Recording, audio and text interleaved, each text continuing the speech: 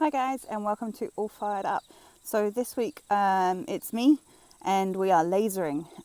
So we've got the Ohura Medieval Day coming up soon, and to save a bit of our zero budget we are doing the medals ourselves.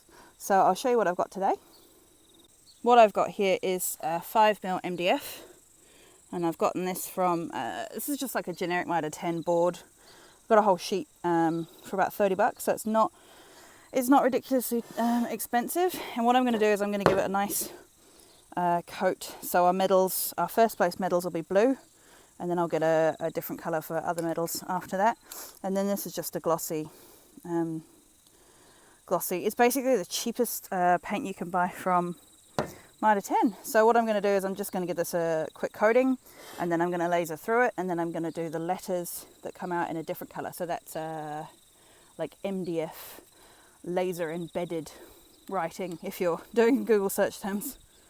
Right, here we go. And again, spray paint. If you've never done this before, like, what have you been doing with your life?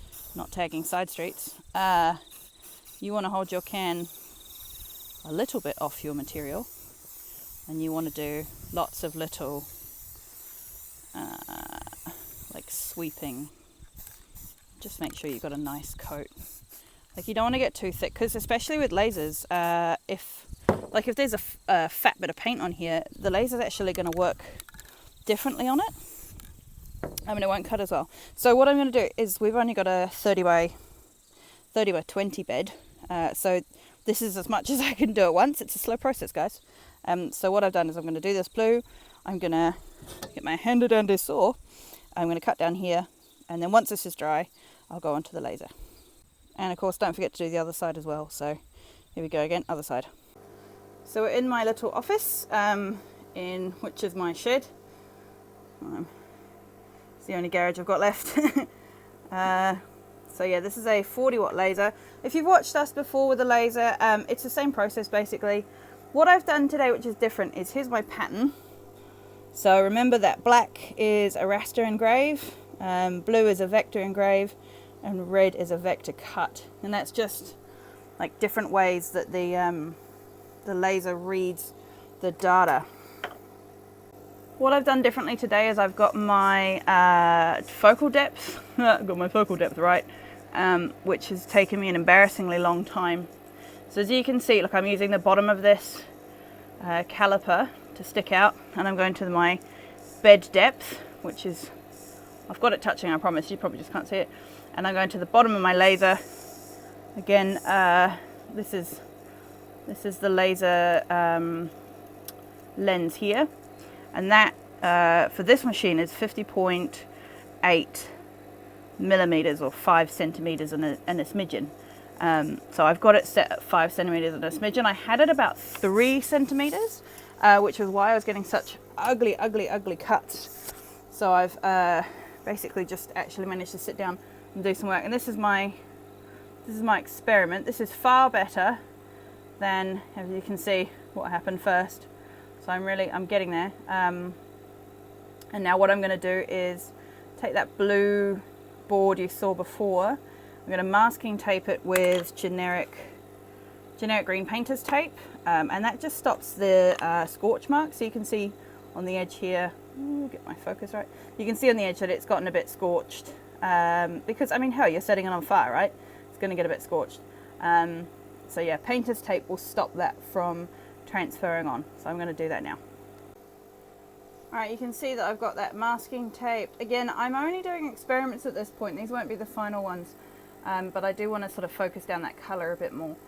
So I've got my MDF 5mm. I have masking taped it with green painter's tape. I have put a single coat of blue glossy spray paint over the top, and that's like tacky to dry now. And now I'm going to vector engrave and I'll show you a trick. This is where I've written my settings. So I always write my settings down, and when I change it, cross it out, do it next, because I have the brain of a flea, which means that I will not remember. So my last, sorry for dicking around the camera, guys. My last vector engrave was 25% at 15mm. So I put 15mm in there.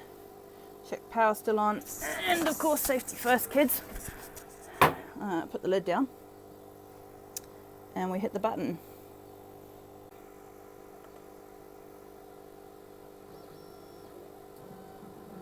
try not to look directly into the light.